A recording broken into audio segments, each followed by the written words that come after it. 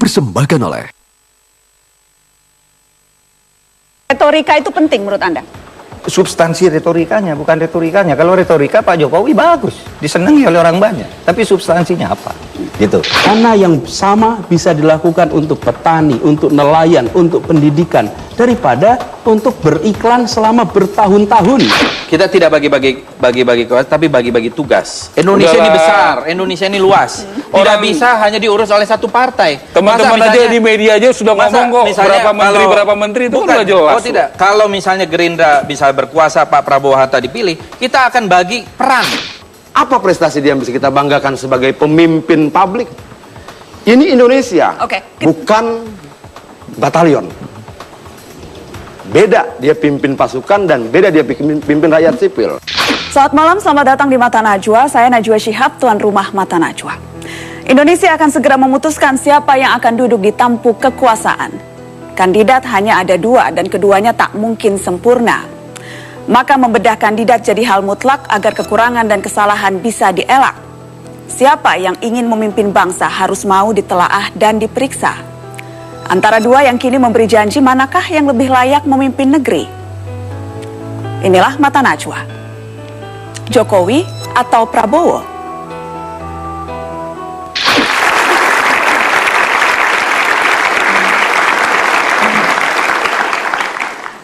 Ya, pemirsa, akhirnya setiap orang harus memilih atas pertimbangan rekam jejak, visi misi, barangkali juga untung rugi. Mengapa memilih Joko Widodo? Mengapa memilih Prabowo Subianto? Mata Najwa mengundang dua tokoh yang sudah menjatuhkan pilihan masing-masing. Muhammad Mahfud MD sebagai pendukung Prabowo dan Anies Baswedan yang menetapkan pilihan pada Joko Widodo. Selamat malam Pak Mahfud, selamat malam Mas Anies. Terima kasih sudah hadir di Mata Najwa. Saya mau ke Pak Mahfud dulu yang katanya 3 hari 3 malam galau. Dilema, bahkan sempat menangis. Sebegitu sulitnya untuk Anda memilih Prabowo sampai harus menangis? Untuk memilihnya sih tidak sulit. Tetapi ketika harus menghadapi pilihan-pilihan dan tidak mampu menjelaskan secara langsung kepada setiap kawan saya yang berbeda pandangan, karena banyak yang menyambut baik dengan berbagai argumen, tapi banyak juga yang menyatakan jangan, Anda berisiko ke situ gitu.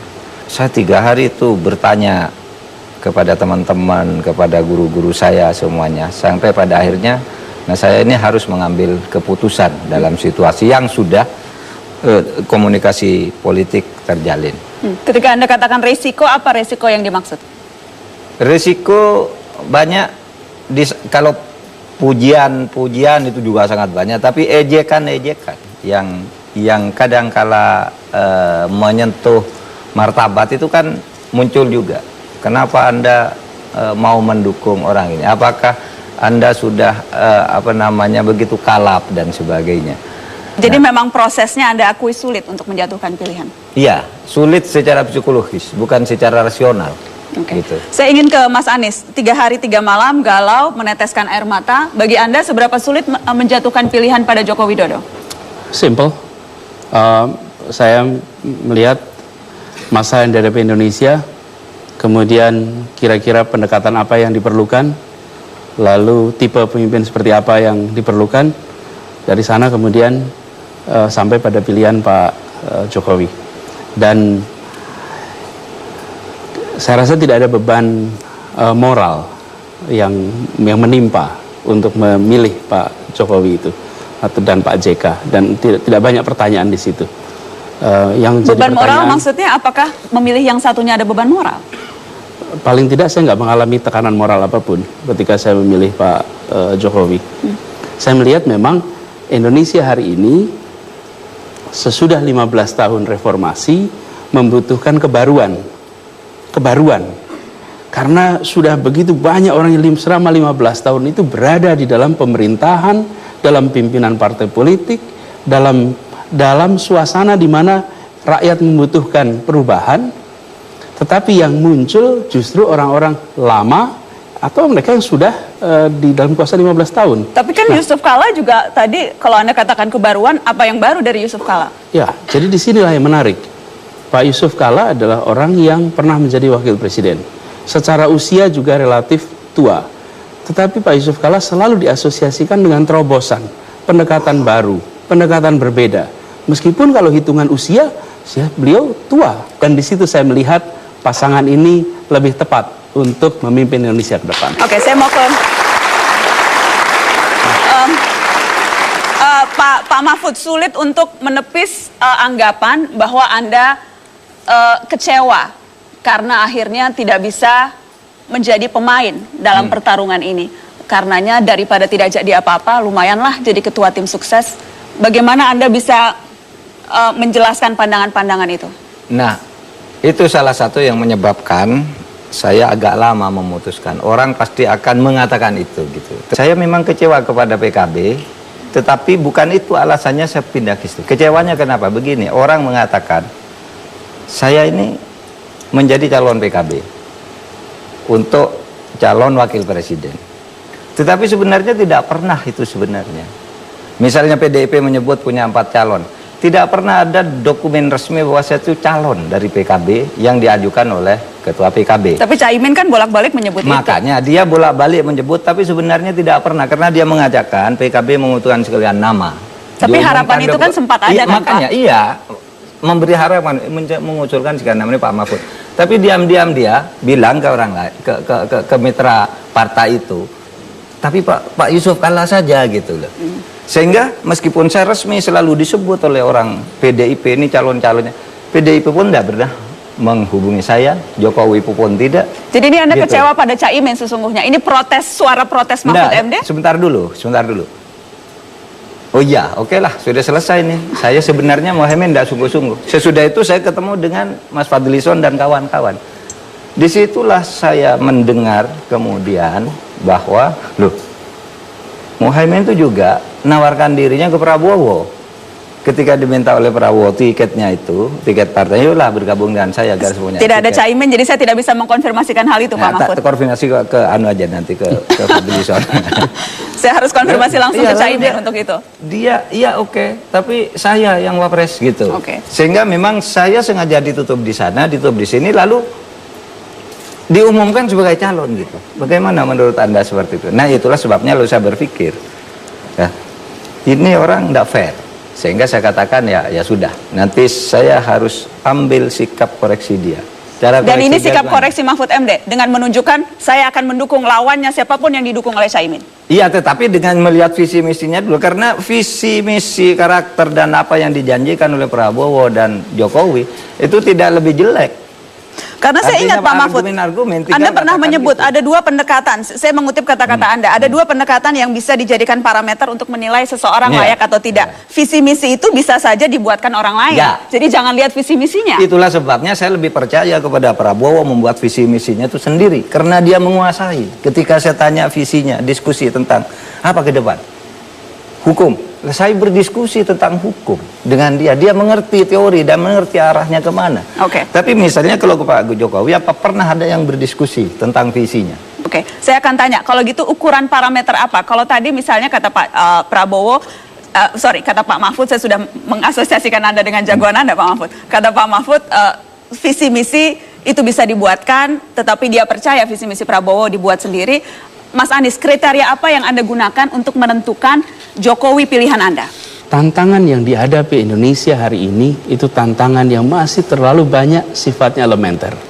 Partai apapun, pemimpin apapun yang dia harus selesaikan, pangan, kesehatan, pendidikan, infrastruktur, partai apapun.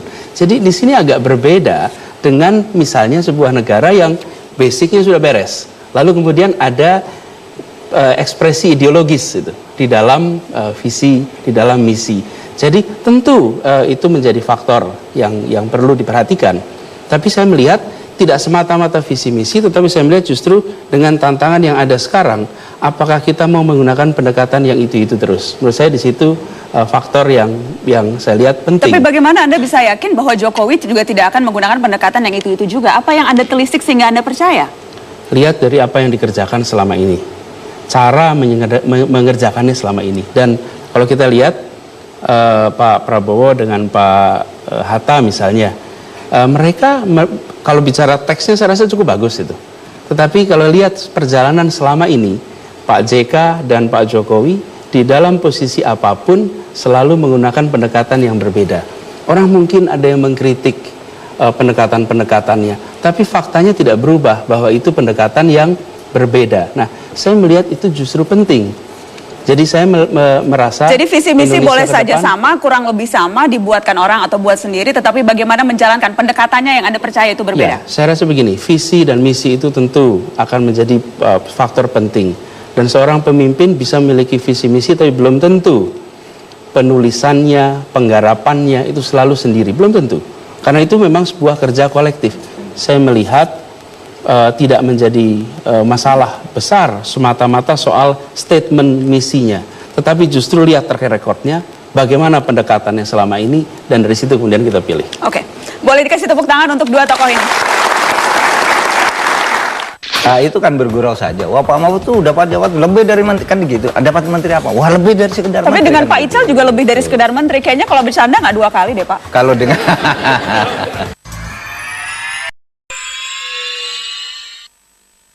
dipersembahkan oleh, didukung oleh, Karena masing-masing sesungguhnya dari dua orang yang berdiri di depan kita ini, adik-adik, bapak-bapak, ibu-ibu, adalah orang yang dulu sempat menyatakan siap menjadi calon presiden dan sekarang mendukung orang-orang yang telah resmi mendaftar sebagai calon presiden. Saya ingin tanya, seberapa Anda, Pak Mahfud, merasa bahwa Prabowo akan lebih siap mengukur dari persiapan yang Anda lakukan sendiri? Seberapa Prabowo akan bisa lebih siap menjadi presiden dibandingkan Jokowi? Dan nanti pertanyaan yang sama kepada Mas Anies. saya kira kalau dari sudut implementasi kebijakan dan mengontrol perjalanan bangsa ini secara terencana, saya kira Pak Jokowi lebih siap, Prabowo lebih siap. Karena begini, kita lihat di setiap pidatonya itu berisi visi kenegaraan. Tapi kalau Anda dengar pidatonya Pak Jokowi, di mana dia pernah bicara Indonesia ke depan itu apa? Dia saja hanya mengatakan saya mau kerja. Udahlah itu nanti itu kan sudah ada yang ngurus. Saya akan kerja. Jadi Anda Cuma mengukur gitu. dari cara menyampaikan pandangan. Oh iya dong, penting. Retorika itu penting menurut Anda? Substansi retorikanya, bukan retorikanya. Kalau retorika Pak Jokowi bagus, disenangi oleh orang banyak. Tapi substansinya apa? Gitu. Mas Anies, seberapa Anda yakin Jokowi bisa lebih siap menjadi presiden dibandingkan dengan Prabowo? Ya, nomor satu saya ingin garis bawahi, kita tidak sedang mencari orang sempurna. Itu nomor satu. Dan pemilihan presiden ini bukan mencari orang sempurna untuk dijadikan presiden. Hari ini kenyataan politik menunjukkan kita punya 2 pasangan. Lalu di situ kemudian saya melihat 2 pasangan ini dalam konteks Indonesia. Jadi bukan melihat dua-duanya saja dalam ruang hampa, lalu dibandingkan satu sama lain dalam ruang hampa, tidak. Oke Mas, tapi kalau tadi Pak Mahfud MD mengatakan bahwa bagaimana cara menyampaikan substansi dari retorika. Kalau Anda setuju tidak itu harus menjadi salah satu ukuran untuk menilai kesiapan? Oh ya, saya rasa kalau bicara kesiapan, tentu tentang visi, tentang misi, tentang rencana kerja. Jadi sekarang kenapa menjadi pertanyaan, termasuk pertanyaan kepada calon-calon yang sekarang ada, karena tidak ada proses itu. Yang kita lihat adalah Pak Jokowi sebagai gubernur, kemudian Pak Prabowo sebagai pembina partai yang selama ini memang kemana-mana pidatonya soal Indonesia. Karena Pak Prabowo memang sudah berikhtiar untuk jadi presiden bertahun-tahun lamanya. Rasanya iklannya sudah cukup panjang di media.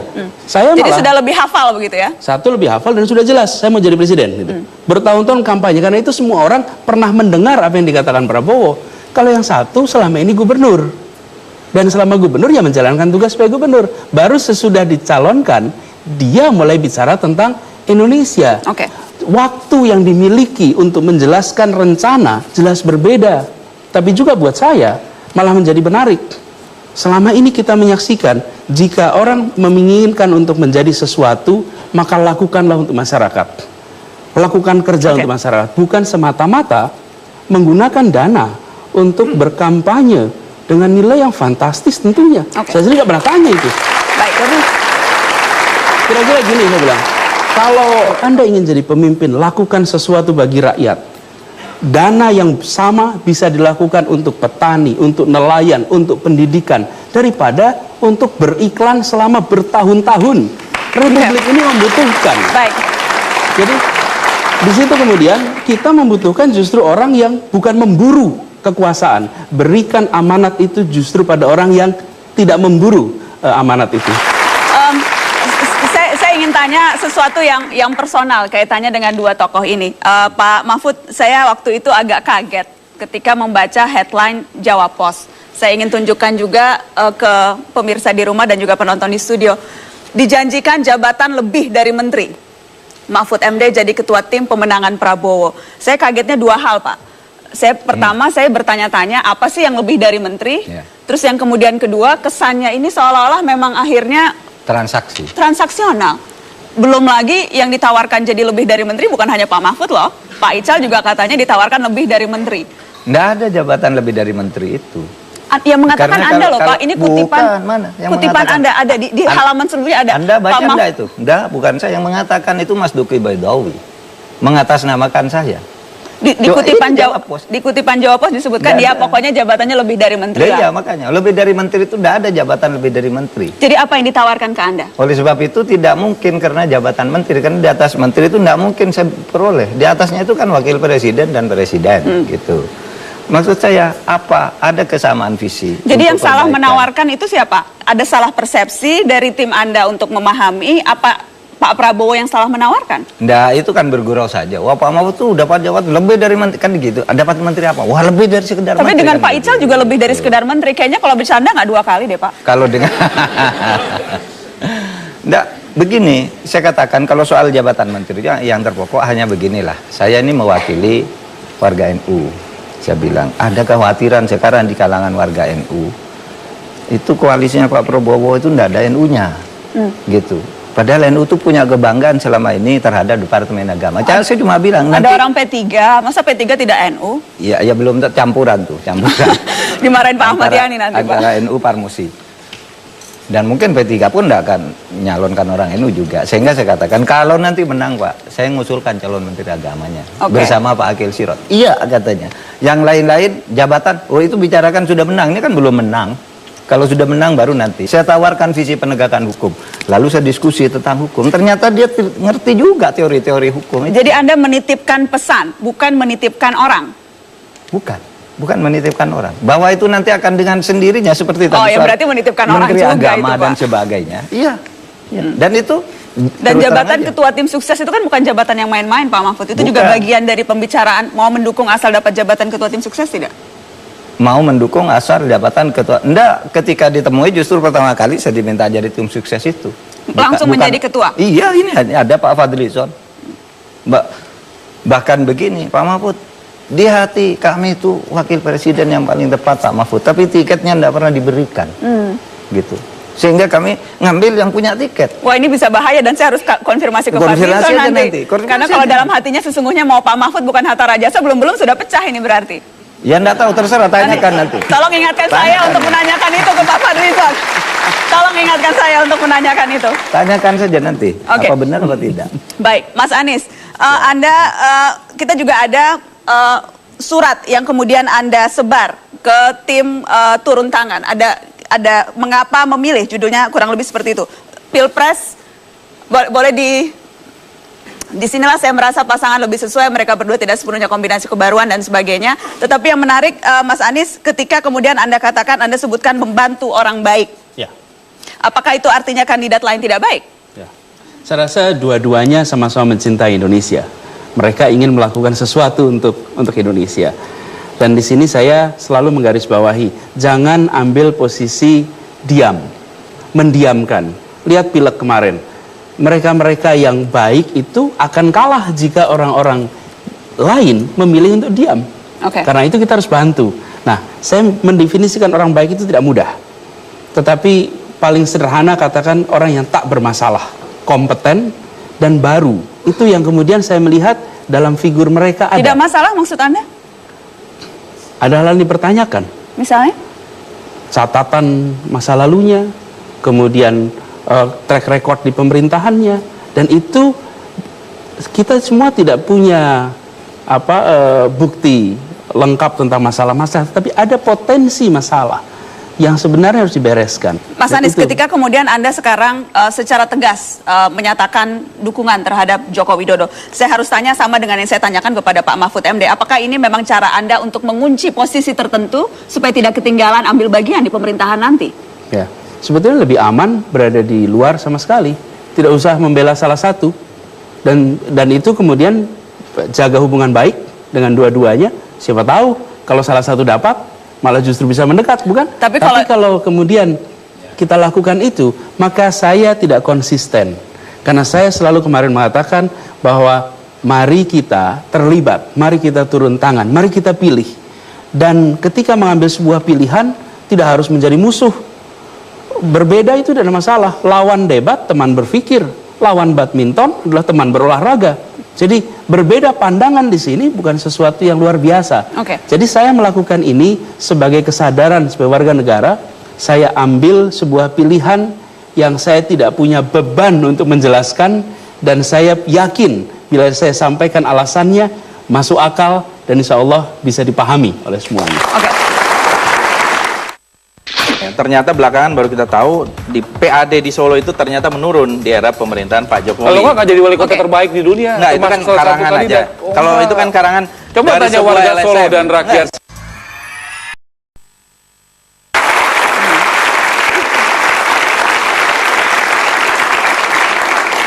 Jokowi atau Prabowo, itulah tema kita malam ini. Jadi mengapa harus memilih Jokowi, mengapa pula ada yang mantap memilih Prabowo? Saya undang Ketua DPP PDI Perjuangan Marwarar Sirait dan Wakil Ketua Umum Partai Gerindra Fadlizon untuk berorasi. Kita beri tepuk tangan Bang Ara. Silakan Bang Ara yang memulai. Akan ada waktu 1 menit 60 detik Bang Ara. Tolong yakinkan kenapa orang harus memilih jagoan Anda, Jokowi. Nanti Bang Fadlizon juga akan diberikan waktu yang sama untuk meyakinkan mengapa harus memilih Prabowo. Bang Ara silakan menghadap ke penonton. Kita akan beri waktu 1 menit untuk bisa menyampaikan argumen-argumennya. Kita mulai dari sekarang, silakan Bang Ara. Ya, kenapa harus memilih Jokowi? Dari segi kepribadian, dia sederhana. Lihat apa yang dia pakai. Mulai dari sepatu, mulai dari celana, bajunya, semua sangat sederhana. Seperti yang dipakai juga oleh kebanyakan rakyat Indonesia yang masih berjuang mengatasi kemiskinan yang dialami. Kita lihat juga kepribadian dia yang lain. Dia begitu merakyat. Dia menyatu dengan rakyat. Dia tidak ada di depan rakyat atau di belakang membuat rakyat menghadapi masalahnya sendirian. Dia ada bersama rakyat pada saat masalah itu ada.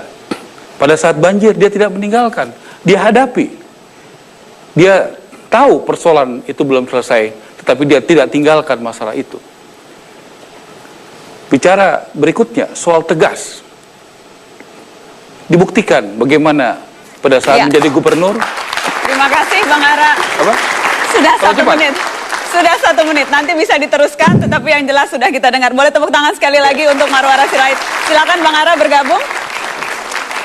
Saatnya saya minta Wakil Ketua Umum Partai Gerindra juga berorasi, waktunya juga sama 60 detik. Mengapa memilih Prabowo? Silakan, Bang Fadli. Terima kasih Najwa. Assalamualaikum warahmatullahi wabarakatuh. Selamat malam Bapak-bapak dan Ibu-ibu. Kenapa memilih Prabowo Subianto? Pak Prabowo Subianto adalah seorang pemimpin yang kita butuhkan pada zaman ini. Setiap zaman membutuhkan seorang pemimpin yang sesuai dengan zamannya. Kita membutuhkan pemimpin yang jujur, pemimpin yang berani, pemimpin yang cerdas, pemimpin yang mau melayani kebutuhan-kebutuhan masyarakat. Kejujuran itu sangat penting. Jangan sampai kita memilih pemimpin yang hanya dibalut oleh pencitraan, ingkar janji, dan sebagainya. Kita butuh pemimpin yang berani. Berani di dalam mengatakan yang benar itu benar, yang salah itu salah. Kita butuh pemimpin yang cerdas, karena kita banyak masalah yang harus kita selesaikan. Dan kita butuh pemimpin yang mau melayani masyarakat, karena pemimpin itu bukan untuk dilayani, tapi melayani masyarakat. Oleh karena itu, Prabowo Subianto dan Hatta Rajasa adalah pemimpin yang kita butuhkan pada hari ini. Terima kasih. Terima kasih. Bang Fadlizon silakan bergabung. Dua-duanya meyakinkan. Mengapa Prabowo, mengapa Jokowi? Saya ingin minta komentar Bang Ara dan kemudian nanti Bang Fadli bisa mengomentari. Apa tanggapan Anda soal seberapa Anda teryakinkan oleh Fadlizon ketika tadi bilang jujur, berani, cerdas, tidak pencitraan, tidak ingkar janji? Begini, tentunya kalau posisi Mas Fadli dan saya sudah punya posisi yang tentu meyakini akan mendukung apa yang kita yakini dengan calon presiden kita masing-masing tentunya. Mas Jokowi tadi saya lanjutkan, dia berproses. Pemimpin itu bagaimana dia jadi wali kota. Pada saat dia jadi wali kota, dia melakukan pelayanan publik. Ya, bagaimana pelayanan publik, pendidikan, kesehatan, bagaimana orang membuat KTP dengan lebih cepat, bagaimana Solo ya bukan diakui saja oleh warga Solo tetapi oleh Indonesia dan juga internasional begitu banyak, bahkan dia menjadi wali kota termasuk yang terbaik di dunia. Pada saat dia menjadi gubernur 2 tahun ini begitu banyak perubahan. Makanya Mas Fadlion juga mau mendukung kan menjadi gubernur. Kan begitu, kalau rekornya nggak bagus di Solo nggak mungkin didukung. Nah, jadi jelas menjadi gubernur dia juga melakukan perubahan. Ada bagaimana kartu Jakarta Pintar, kartu Jakarta Sehat. Bang Fadli? Saya kira betul. Kita tidak ingin pemimpin yang ambisius. Apa ciri-ciri pemimpin ambisius itu? Dia belum menyelesaikan tugasnya, tetapi kemudian mau tugas yang lain. Dan itu yang saya kira sedang dihadapi. Kalau misalnya janjinya 5 tahun, ya 5 tahun diselesaikan. Itu artinya tidak ambisius. Mendukung juga, belum selesai 5 tahun kita melihat didukung. Karena sudah 2 kali, waktu sekali ya. Kalau mendukung tidak ambisius kan begitu. Kalau berlawanan dikatakan ambisius. Jadi nggak konsisten juga gitu. Belum, artinya biar selesai dulu. Silakan Bang Fadli. Nah, kalau kita lihat, ya kami mendukung. Dengan waktu itu komitmen akan 5 tahun. Kan? 5 tahun. Di Solo belum selesai. 5 tahun. Di Solo tapi kan sudah pernah sekali. Terus kita menghadapi Jakarta. Jadi pada saat tertentu bisa dimaklumi, saat yang lain tidak? Masalahnya begini, ada satu masalah. Ya. Masalahnya adalah kita membutuhkan ketika itu di Jakarta. Dan kita belum tahu banyak ya. Ternyata belakangan baru kita tahu di PAD di Solo itu ternyata menurun di era pemerintahan Pak Jokowi. Kalau nggak jadi wali kota terbaik di dunia. Nggak, itu kan karangan aja. Kalau itu kan karangan. Coba tanya warga Solo dan rakyat. Silakan. Oh, jelas itu. Tapi kalau kita lihat dalam hadiah mayor itu kan itu bukan satu institusi yang ini ya. Semua orang bisa. Saudara Ara ini bisa jadi anggota parlemen terhebat di Indonesia, bisa. Ada institusinya. Rakyat yang menilai. Nah, justru itu. Jadi kalau kita lihat, kalau tadi dikatakan ambisius, ya ambisius itu. Kalau misalnya kita menggunakan 3 kriteria untuk menentukan pemimpin, rekam jejak termasuk rekam jejak kepemimpinan yang tadi Anda sebutkan, karakter personal, kemudian visi misi. Karena saya tahu Anda berdua adalah orang yang dekat dan mengenal secara dekat. 2 sosok ini, Anda dekat dengan Pak Jokowi, Anda dekat dengan Pak Prabowo. Saya dekat juga dengan Pak Jokowi. Dekat juga, berarti Anda bisa menggambarkan karakter personalnya untuk orang-orang yang hanya bisa melihat dari layar kaca. Kalau menurut saya Pak Prabowo itu karakter apa adanya, ya. Kalau dilihat dari backgroundnya, dia adalah latar belakang militer, ada ketegasan dan disiplin. Pak Prabowo selalu mengatakan, bedanya tentara dengan gerombolan itu disiplin. Sehingga kedisiplinan itu menjadi satu faktor yang penting. Nah ini kemudian yang sering ditangkap oleh orang lain misalnya seolah-olah misalnya ada emosional. Tidak, ini bukan emosional dan temperamen, ini masalah gaya.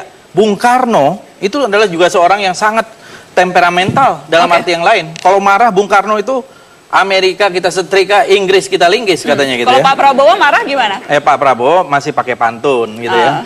Jadi saya ingin klarifikasi satu hal, kalau marah lempar handphone? Nggak pernah. Tidak pernah. Saya selama berkawan dengan Pak Prabowo ya sejak 20 tahun lebih ya.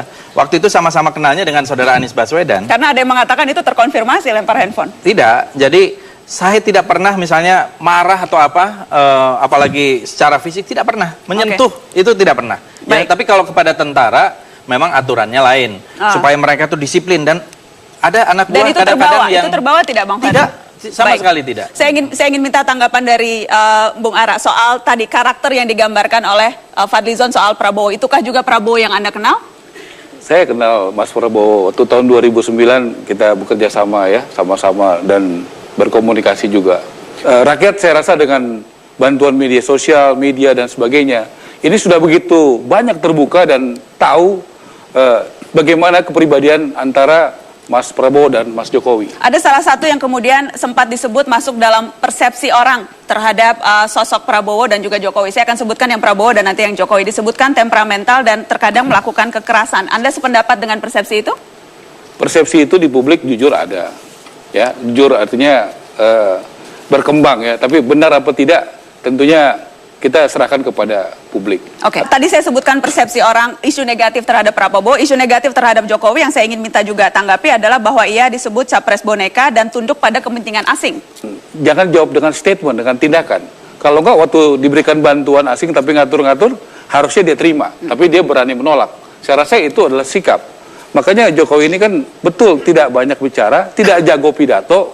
Saya rasa rakyat hari ini tidak perlu pemimpin yang jago pidato berapi-api seperti itu. Dia butuh pemimpin yang bisa bersama rakyat menyelesaikan masalah bersama rakyat. Itu yang dibutuhkan rakyat. Saya sependapat ya. Rakyat itu membutuhkan pemimpin memang kalau style boleh tidak lembut, boleh keras, boleh berapi-api, boleh lunak. Ya kita masing-masing juga beda-beda stylenya. Tetapi masalah visi, misi dan program itu seseorang itu wajib, apalagi pemimpin, dan artikulasi, karena dari pemikiran menjadi kata-kata, dari kata-kata menjadi tingkah laku menjadi habit, karakter, dan destiny gitu ya. Jadi kalau kita lihat, tidak mungkin seorang pemimpin itu tidak mempunyai pikiran. Nah pikirannya ini apa? Ya memang kemarin ada tulisan misalnya ya, tetapi apakah betul itu visinya Pak Jokowi? Karena ada juga yang menyatakan itu mungkin bukan pemikiran beliau gitu ya. Tetapi kalau kita lihat harus nggak percaya pemikiran Pak Jokowi. Bukan, maksudnya soalnya ada tulisan yang sama pada hari yang sama ya, gitu dari tidak, Pak Beni Susetio. Nanti kan kita ada debat pada saat waktu itu kita akan lihat lah pemikiran-pemikirannya. Nah, tetapi rakyat juga mesti tahu tindakannya. Ya, misalnya Pak Prabowo, apa yang sudah dilakukan untuk pemberdayaan ekonomi kerakyatan? Misalnya contoh seperti itu. Apa yang sudah dilakukan untuk pluralisme? Bagaimana? Kalau Pak Jokowi jelas bagaimana soal pluralisme. Dia bisa mempertahankan Lurah Susan dengan profesionalisme. Bagaimana dia memilih orang di jabatannya? Bukan karena Lurah Susan, bukan karena agamanya apa, bukan karena sukunya apa, tetapi karena kinerjanya dan prestasinya. Itu pemimpin yang dibutuhkan Indonesia ke depan. Itu tegas. Belum menjadi pejabat negara sejak beliau pensiun. Makanya nggak ada record gitu. Kalau bicara proses, Jokowi wali kota, adalah gubernur. mengembangkan civil society. Civil society itu di sektor pertanian, kita melakukan advokasi, kemudian sebagai ketua asosiasi pedagang pasar melakukan Indonesia juga sekarang menjadi pasar. Ya, kemudian juga Indonesia menjadi, bukan menjadi produk. ketua umum IPSI. Ya, dari buah, sayur semuanya import. Ya betul. Oke. Jadi apa yang dibuat? import itu yang melakukan adalah pemerintah, bukan siapa-siapa. Gitu. Jadi pemerintah yang melakukan import karena produksi kita kurang. Oke. Bagi-bagi kursi, bagi-bagi tidak ada. Ya. Kita berbicara dengan P3, dengan PKS, sampai dengan Golkar. Percaya nggak bagi-bagi? Silakan tanya Pak Ahmad Yani. Tidak ada. Udah. Bahkan P3 mengatakan tanpa syarat. Jangan tanya ini dong Pak Yani. Oke, kalau misalnya kita membandingkan rekam jejak kepemimpinan, yang satu wali kota, kemudian wali kota 2 kali, kemudian gubernur, kalau yang satu di militer, jabatan terakhir Panglima Kostrat sebelumnya. Dan Sesko Abri. Dan Sesko Abri sempat juga menjadi Danjen Kopassus. Ya. Apakah ini apple to apple, dan kalau memang tidak apple to apple, bagaimana meyakinkan bahwa pengalaman yang di militer akan jauh lebih berguna ketika menjadi presiden dibandingkan dengan pengalaman mengelola birokrasi dan sipil? Ya. Jokowi menjadi wali kota, dia bekerja sama dengan Kodim, yang teman-teman dari TNI, Kapolres yang kepolisian, Kajari yang kejaksaan, pengadilan negeri, itulah namanya musbidah. Begitu dia menjadi gubernur, dia bekerja sama dengan Pangdam, bekerja sama dengan TNI, bagaimana dia bergotong royong membersihkan sampah, membersihkan bekas-bekas daripada yang perlu diperbaiki. Anda membandingkan apa nih? Lebih heterogen begitu? Loh enggak, dia sudah teruji mampu bekerja sama di levelnya masing-masing. Pada saat dia jadi wali kota, pada saat dia menjadi gubernur, dia bisa bekerja sama dengan TNI Polri. Lihat hubungannya sangat baik. Bagaimana dengan masyarakat sipil, dengan birokrasi, dengan TNI Polri. Kalau ini saya rasa contoh gitu. Kalau apple to apple mungkin menurut saya agak kurang tepat ya. Tetapi masing-masing pasti punya perjalanan sendiri-sendiri. Karena untuk menjadi seorang pemimpin bisa dari berbagai macam jalan. Nah mengenai Pak Prabowo sendiri, waktu di militer, concernnya terhadap misalnya pertanian sudah ada. Pernah waktu itu Kostrad diperintahkan untuk menanam jagung, apalagi di masa krisis ya. Jadi karena diperintahkan bukan karena kesadaran. Karena kesadaran, inisiatif waktu itu. Baik, Bang Ara, ada tanggapan khusus? Begini, sangat dibutuhkan pemilu yang sangat berkualitas, jujur dan adil. Ya, jujur dan adil. Dalam berbagai survei terakhir saja SMRC itu masih di atas Jokowi 12% sampai 15% di atas Mas Prabowo. Bulan lalu itu. Ya, dan saya yakin bulan depan akan tambah besar lagi gitu. Oke. Pasti itu akan tambah besar lagi. Apalagi kalau Pak JK dihadapkan dengan Pak Hatta, saya yakin pasti Pak JK surveinya lebih tinggi daripada kalau mengenai Pak Hatta. survei, Nah, itu jadi kan saya selesaikan ya. Bisa diutak-atik saya kira. Ya, pada saat dia belum beriklan maksimal, pada saat sudah menghadapi begitu banyak black campaign, kan begitu. Fadli kalau surveinya nggak bagus dia bilang dikotak-atik, kalau bagus dia bilang bersyukur kan gitu. Jadi ya ini jawabannya kan seperti itu. Ya itu jawaban standar politisi lah, jawabannya seperti itu. Kalau bagus dia bilang bersyukur, kalau kurang bagus kotak-atik. Ya politisi seperti lembaga itu. surveinya marah-marah semua. Oke, kita kasih tepuk tangan dong untuk keduanya. Karena tadi Anda menyebut Pak Hatta Rajasa, saya jadi teringat. Nggak, saya yakin karena kita juga survei terus kalau data. Baik. Ya, Jadi, begini. kenapa Bang Ara, pasangan ini saya- ditakutkan sekali? Begini. Bang Ara, Jokowi saya teringat tadi yang Pak Mahfud MD bilang, ada pengakuan bahwa sesungguhnya Gerindra itu lebih maunya sama Pak Mahfud MD dibanding Pak Hatta Rajasa. jawab dong, jangan saya yang jawab. Makanya saya Itu ingin kan menanyakan satu ke Pak, proses, saya ingin menanyakan ya. ke Pak Fadli, Cukup apakah panjang. benar sempat terlontar? Tadi kan Pak Mahfud firm sekali, sempat terlontar ke Mahfud MD. Jadi begini, Sesungguhnya lebih maunya Pak kalau Mahfud. itu waktu itu sebelum kita misalnya itu dicalonkan oleh saudara Muhaimin dan disebutkan itu mungkin lain cerita, ya kan? Perbincangan itu ketika sedang menawarkan Pak Mahfud MD menjadi ketua tim sukses. Oh bukan, itu sebelum jauh. Maksudnya tuh Tadi kesan yang saya tangkap dari Pak Mahfud adalah waktu perbincangan. Waktu perbincangan terus kemudian kata-kata terlontar lebih maunya sesungguhnya Mahfud Enggak, MD. maksudnya kalau itu dicalonkan oleh Pak Muhaimin itu bisa ya. Dan juga Jadi Pak Hatta ada Rajasa keraguan. kita sudah lama, sudah 2 tahun yang lalu Oke. kita komunikasi. Jadi termasuk ketika itu sebelum ungkapannya hanya sebagai bukan. Dua-duanya bagi kami adalah satu tokoh-tokoh yang kuat. Jadi hanya salah bicara saja. Bukan. Begini, Saudara Nazwa. Kalau kita lihat realitas politik, kita tuh perlu 20%. Dan tidak ada satu partai politik pun. Kan targetnya Ya. tenda besar. 20%. Makanya 40%. Semuanya Oke. masuk. Kemudian ya kita akhirnya berhasil kan apa yang saya sampaikan dulu tentang koalisi tenda besar Baik. ternyata menjadi kenyataan. Oke. Nah, itu Ya, dan bedanya. alhamdulillah. Kalau kita koalisi Alhamdulillah dengan ya. rakyat, kita tidak ada bagi-bagi menteri, tidak ada janji-janji. Sama. Kita adalah juga tidak ada bagi-bagi menteri, tidak ada kita punya bagi-bagi pengalaman kursi. bagaimana Setgap ini tersandra. Kan begitu banyak agenda-agenda, kita tahu begitu banyak 6 partai ada di DPR, ada di Setgap itu. Tetapi Nah. berbeda soal mafia pajak berbeda, soal senturi berbeda, Ya, tapi soal kan tetap melakukan koalisi BBM. kan, walaupun Loh, tidak berani justru menyebut itu, koalisi. makanya kita memilih berkoalisi Enggak, yang ramping. PDIP kan nggak ada dengan- koalisi. Loh, saya katakan tadi dengan rakyat. Enggak, Bang tadi kita yakin PD kerjasama Perjuangan katanya itu loh. Coba, dikoreksi ini kasih dulu. contoh aja ya. Koreksi Bang Ara, dulu sorry. itu. Di Jakarta. Kerjasama. Di Jakarta, contoh Jokowi dan Ahok, ya itu cuma 17% PD Perjuangan dan Gerindra. Bisa APBD jalan, kebijakan-kebijakan tapi jalan sempat Oke. terlunta-lunta karena juga. Kenapa? Sempat terlunta-lunta. Misalnya kita Pak, yakin misalnya ya. kalau benar transparan rakyat pasti di belakang sama Jokowi. Nggak Sekarang peduli ini Pak jumlahnya Jokowi, berapa. misalnya. Itu nggak ada Oke. masalah. Ya. Itu Tapi- ada penundaan terhadap APBD. Partai politik memang mencari kekuasaan. Apa yang salah kalau sebuah partai politik menjanjikan bagi-bagi kekuasaan? Caranya dong. Kalau kita sudah bagaimana dengan berbagai macam partai. Caranya kemudian komunikasi politik menteri- wajar dong, saling nempel, Oh saling iya, menawarkan itu sangat iya. wajar. Mau seperti yang terjadi sekarang ini di parlemen tidak efektif.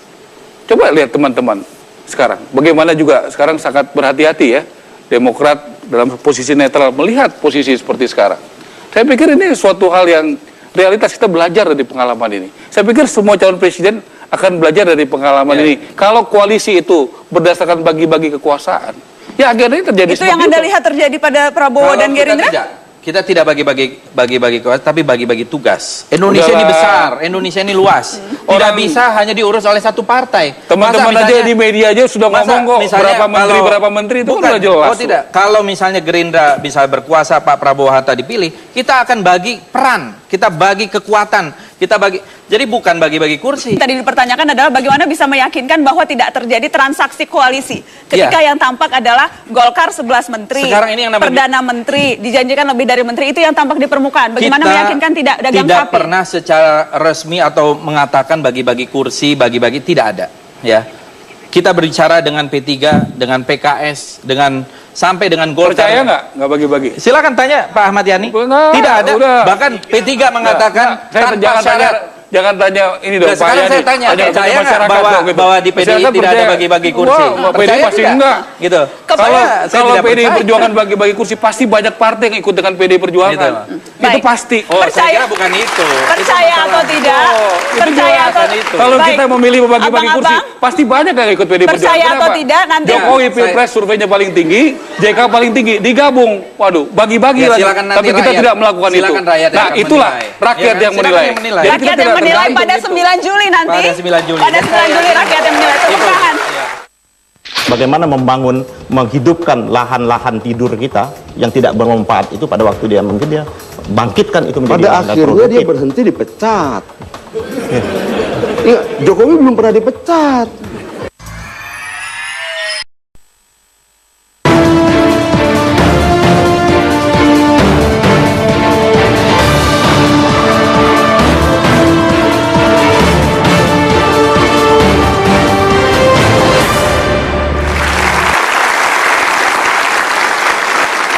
Pemirsa, masih ada beberapa pekan untuk berpikir dan menetapkan pilihan. Akankah Anda memilih Jokowi JK atau ke Prabowo Hatta?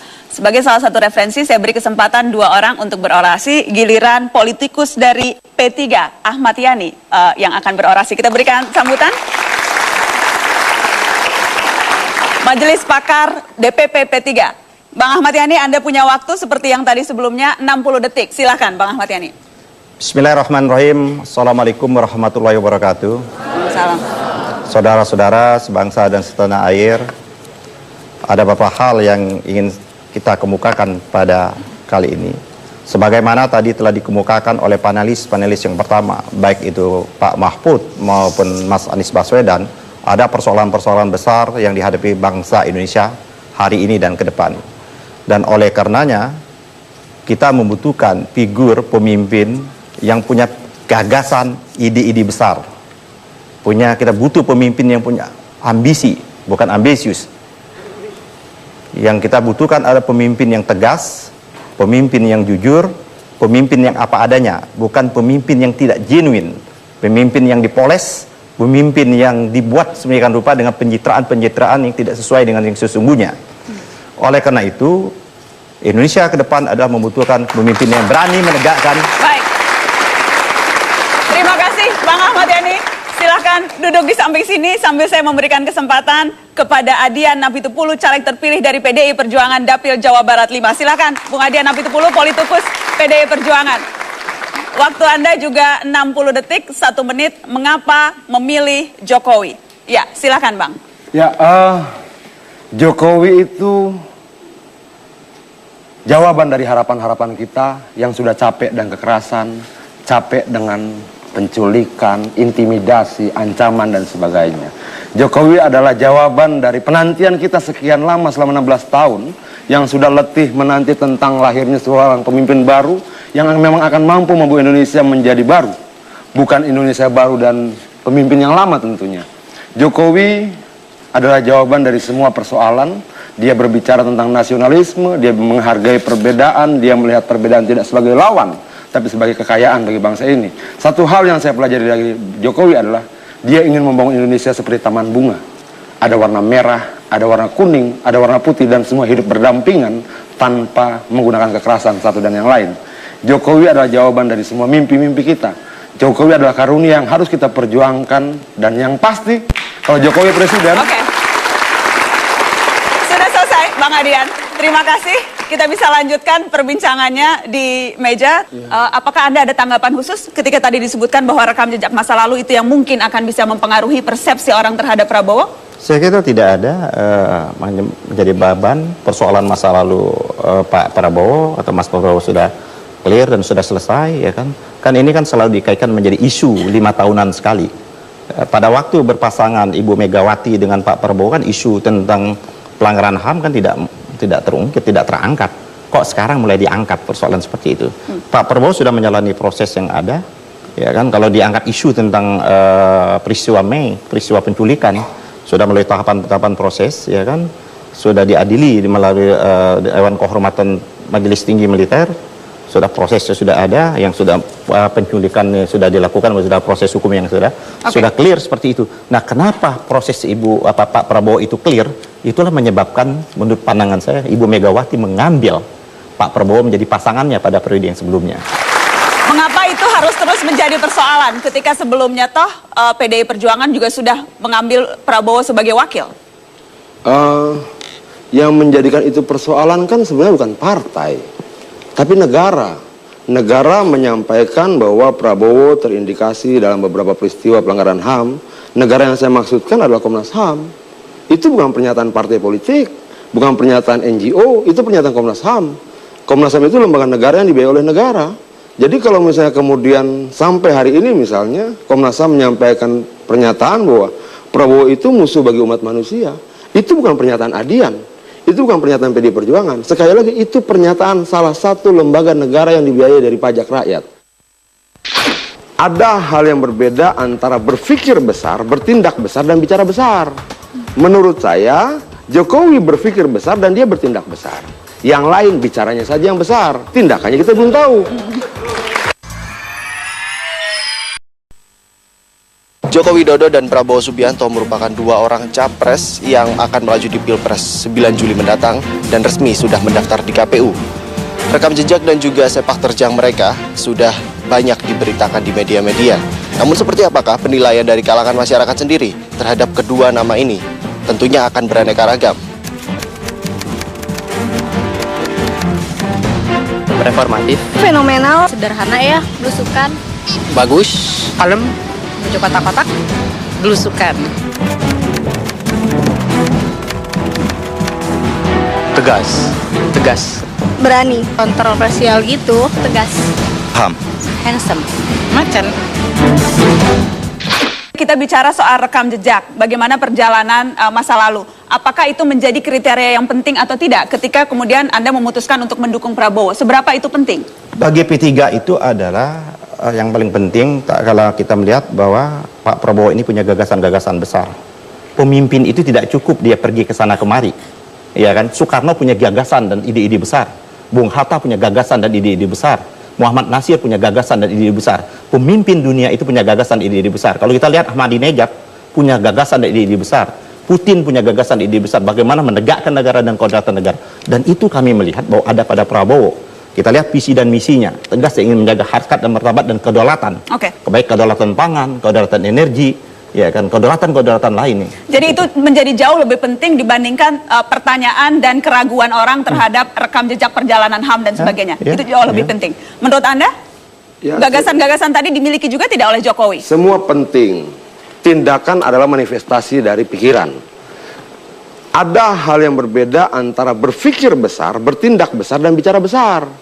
Menurut saya, Jokowi berpikir besar dan dia bertindak besar. Yang lain bicaranya saja yang besar, tindakannya kita belum tahu. Nah, kenapa? Contohnya misalnya begini, di Solo Jokowi pemilihan pertama, pemilihan kedua dia di Solo, dia dipilih 90% rakyat Solo. 90% lebih rakyat Solo, artinya rakyat melihat hasil karyanya. Nah, Prabowo apa karyanya?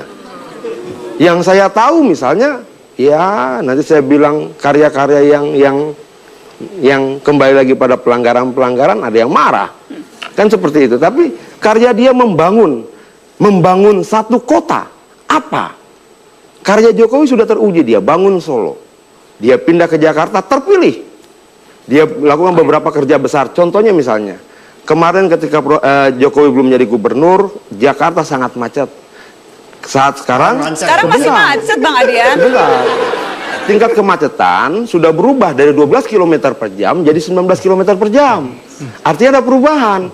Maksud saya kita bicara berdasarkan data. Jangan berdasarkan emosi. Memang ciri-ciri orang mau kalah emosi, tidak apa-apa. Baik. Saya akan potong di situ karena saya ingin lempar ke Bang Ahmad Yani. Kalau tadi dikatakan Jokowi sudah membuktikan karena membangun kota. Apa pembuktian dari Prabowo? Saya kira jelas trik record Pak Prabowo dan dia memang belum pernah memegang jabatan yang bersifat sipil seperti itu. Dalam kemiliteran jelas bagaimana membangun sebuah institusi militer dan gagasan-gagasan dia pada waktu dia masih di dinas kemiliteran. Nah, tapi saya ingin... Adakah yang bisa spesifik disebut apa yang Tadi dibangun? sudah disebutkan pada waktu dia bagaimana membangun, menghidupkan lahan-lahan tidur kita yang tidak bermanfaat itu pada waktu dia mungkin dia bangkitkan itu menjadi Pada lahan akhirnya produktif. dia berhenti dipecat. Ingat, Jokowi belum pernah dipecat. Prabowo sudah. Nah, itu kan jadi alat ukur kita. Bagaimana? Ya, Pak Ahmad Yani? saya kira itu proses mekanisme yang ada. Proses mekanisme ada. Kita mau tanya seperti ini. Tak kala terjadi penembakan, ya kan kemarin di Gerobokan kemarin itu yang dilakukan oleh oknum-oknum Kopassus, apakah diminta pertanggungjawaban kepada Densus seperti itu? Dia sudah melakukan, itulah jiwa besarnya Pak Prabowo, dia mengambil tanggung jawab itu dalam konteks dia sebagai komandan. Tapi kan dia belum Jadi ada itu fakta menjadi- hukum, itu kelebihan. Dia belum menjadi ada nilai fakta plus. hukum yang ada yang menyatakan hari ini, fakta hukum, keputusan hukum menyatakan Pak Prabowo terlibat seperti itu. Bung Adian? Loh, pemecatan itu sebuah fakta hukum dalam proses pengadilan tinggi militer. Kan jelas. Nah, kita bandingkanlah satu sisi gini. Orang bilang Jokowi tinggalkan Jakarta. Tidak pernah Jokowi ingin tinggalkan Jakarta. Dia ingin tetap menjaga, membangun Jakarta. Tidak dari balai kota, tapi dari istana negara. Nah, artinya bahwa prestasi-prestasi itu tidak bisa dipungkiri. Kalau dikatakan Sulu pembangunan, kita nggak melihat juga bahwa Bukan, Sulu. bukan begitu. Tadi kan saya ingin menyatakan, katakan ada prestasi, saya tidak melihat bahwa pembangunan Sulu itu betul-betul bercuat. Tingkat dari PAD, tingkat APBD semakin menurun kalau kita mau lacak seluruh data-data statistik. Kalau kita mau lihat Jakarta, apa yang dilakukan, janji-janji apa yang sudah ditepati hari ini, ya kan? Banjir masih terjadi di mana? Kemacetan semakin macet hari ini, ya kan? Kalau dulu kemacetan itu menurut saya semakin macet. Orang yang tidak Tadi punya datanya akal, 19 km. orang yang tidak Bedanya, punya akal sehat saja Pak yang Ahmad Yani menyatakan pakai Jakarta tidak perasaan, macet seperti saya itu. pakai data. Jadi orang yang tidak berakal sehat saja Ya, yang Anda- menyatakan Jakarta tidak macet pada hari ini. Anda pakai perasaan, saya pakai data. Loh, Itu saya bedanya pakai kita. data juga. Mana datanya? Angka-angkanya mana? Bukan gini loh. Jangan Anda mengkritik tanpa data. Yang akan jadi persoalan bagi saya begini. Ketika Prabowo menang nanti, dia menjadi panglima tertinggi angkatan bersenjata darat, laut dan udara. Lalu dia akan melantik sekian banyak jenderal. Repotnya yang jenderal-jenderal dilantik itu dilantik oleh tentara yang pernah dipecat. Nah, ini akan jadi persoalan berikutnya. Dan itu harus dijawab oleh Anda. Bagaimana? Saya kira kita bicara masa lalu, ya kan? Tapi Betul. bahwa itu, kalau tadi analoginya itu, melantik, orang yang melantik itu dia- problem tidak? Tidak problem. Tidak Ya, problem. Kenapa tidak problem? Tidak problem. Itu ada proses yang lalu yang sudah dia lalui. Adalah proses yang sekarang. Sekarang ini bagaimana yang kita butuhkan itu pemimpin punya gagasan besar, pemimpin punya ide-ide besar, dia mampu. Tapi bukan pemimpin hanya cukup dengan pencitraan. Lo orang ketemu rakyat kok pencitraan itu naik kuda, itu pencitraan. Ketemu rakyat naik helikopter, itu pencitraan. Lo kalau dia pakai kemeja apa adanya, sepatu apa adanya, itu keberpihakan bukan pencitraan. Keberpihakan pada rakyat yang dia tahu sebagian besar masih hidup dalam kemiskinan. Terus Prabowo apa apa prestasinya?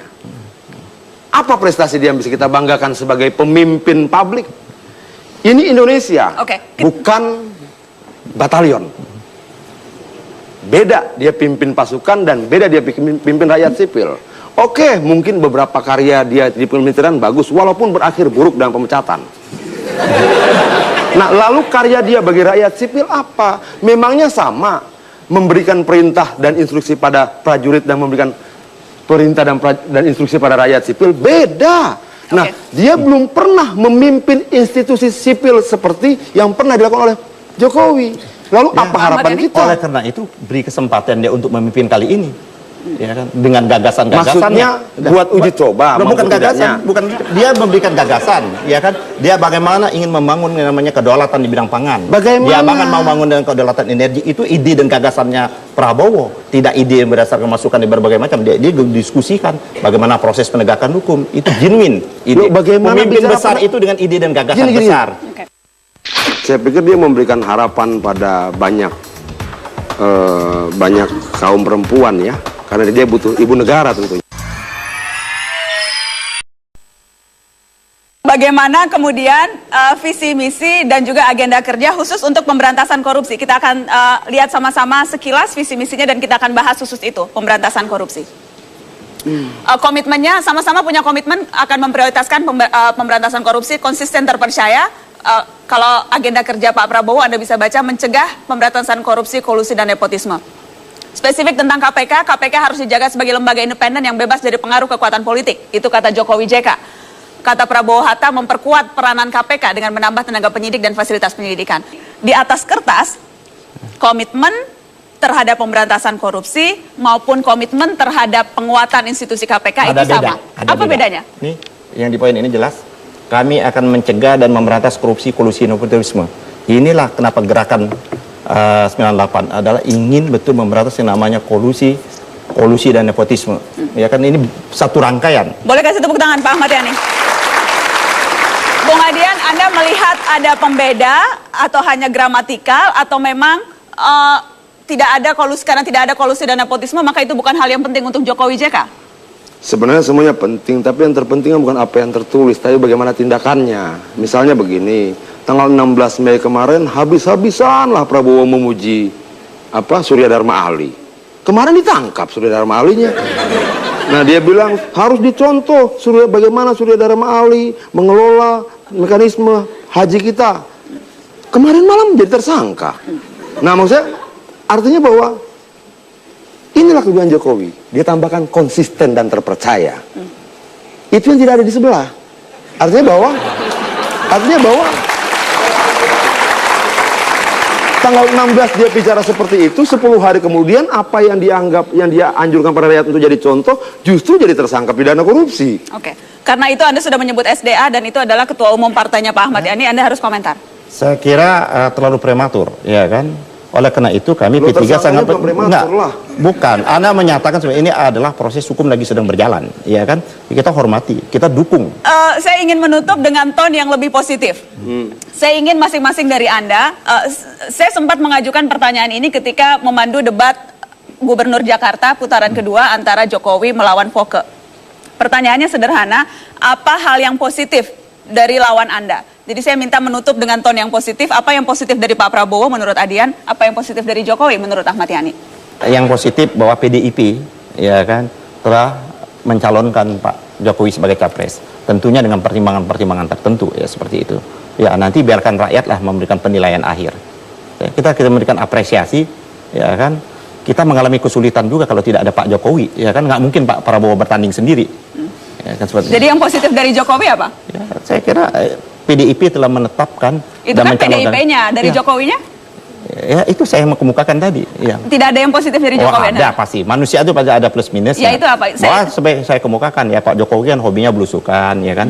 Cuman saya bayangkan kalau dia jadi presiden Indonesia, apakah selesai 5 tahun dia belusukan ke seluruh Ini diminta Indonesia positif malah ngeritik juga. Baik. Positif itu kan. Itu positif ya. Tepuk tangan dong untuk positif versi Ahmad Yani. Dari Adian, apa yang positif dari capresnya Pak Ahmad Yani? Apa yang positif dari Prabowo? Ya, dia pengurus kuda yang baik. Dan saya pikir apa yang lebih dari itu? Tadi dikatakan hobi belusukan. Ada dong yang bagus. Selain pengurus kuda yang baik? Hal yang lain ya, saya pikir dia memberikan harapan pada banyak kaum perempuan ya. Karena dia butuh ibu negara tentunya. Oke, baik. Terima kasih sudah hadir di Mata Najwa malam hari ini. Terima kasih kepada semua sudah hadir. Selamat malam Bung Adian. Terima kasih. Terima kasih.